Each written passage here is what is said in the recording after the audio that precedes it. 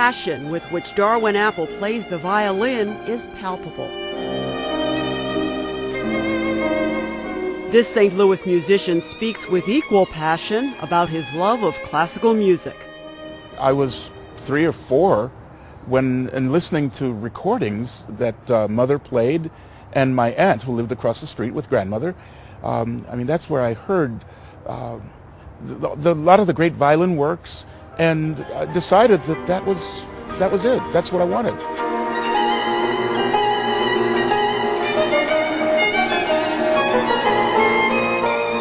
I want to play.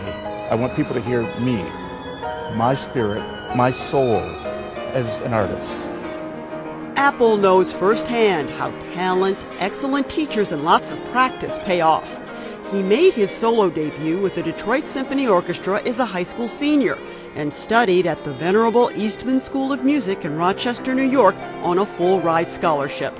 Because of the support he's received along the way, community outreach has always had a place in his career. Early on, I was told by my instructors that at some point it would be necessary for me to go into the community and play, to reach back, try to do what I can. This benefit concert was held at Holy Trinity Catholic Church in North St. Louis. Its featured performer also shares his gifts with students at Holy Trinity School. You'll get so that the joint is relaxed as you move back and forth, and the wrist and the whole hand, it'll be something like that. Darwyn Apple coaches these novice violinists through a program called Education Through Music and the Arts. Holy Trinity School, along with Sister Thea Bowman School in East St. Louis, team artists with academic teachers. The result is a curriculum designed to give students in low-income neighborhoods a comprehensive education and a love of learning. Students that struggle with what has always been the traditional academics, they never had the opportunity to shine. And when the students here started taking violin, there were some kids who struggled with math, or they struggled to read, and they right away could hold that bow, or they loved it. And then if you want more volume, increase the speed of the bow.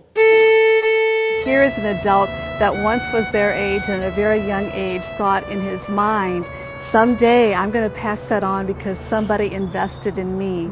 And so for little ones or for students through grade 8 to hear that, it's another model that hopefully someday they would repeat his story in their own life. And for me personally, it is the art form. Those forms speak to the inner spirit of the human person. Recent educational research shows a strong connection between programs like these and improved math, reading, and cognitive skills. I know that most of them will never have anything to do with, professionally with violin playing, but they're exposed to it. And the fact that they're playing now indicates that they have some interest, and they're just broadening their perspective of what's possible in the arts. The students know that Darwyn Apple is a first violinist in the St. Louis Symphony Orchestra, but they may not be aware of the centuries-old relationship between people of color and the violin.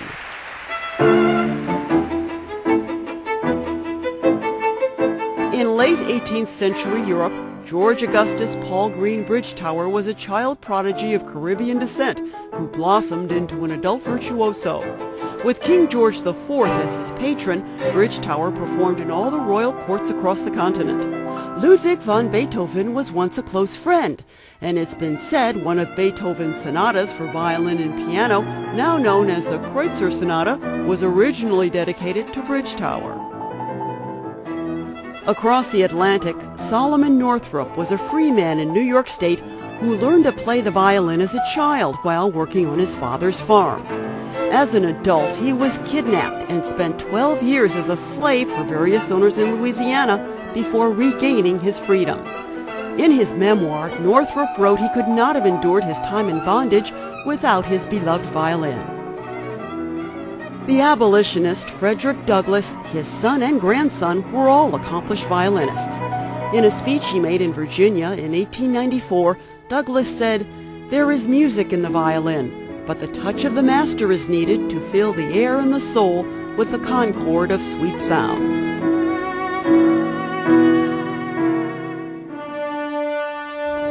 But despite these and other examples of black classical musicians and composers, only 1.5% of players in American symphony orchestras are African American. Darwyn Apple is one of 3 black musicians in the St. Louis Symphony. So I asked him for his thoughts on why that percentage isn't higher.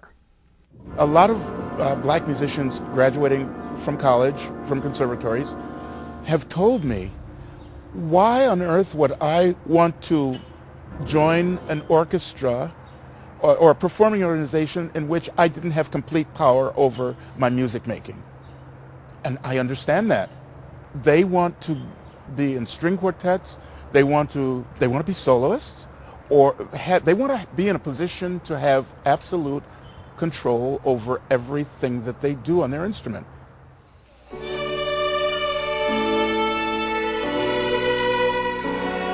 So the role models are out there for young performers like these Holy Trinity and Sister Thea Bowman students. And they'll continue to be as long as musicians like Darwyn Apple share their time and talent. Hopefully they will come to the symphony as they grow, and when they become adults, classical music won't be alien to them.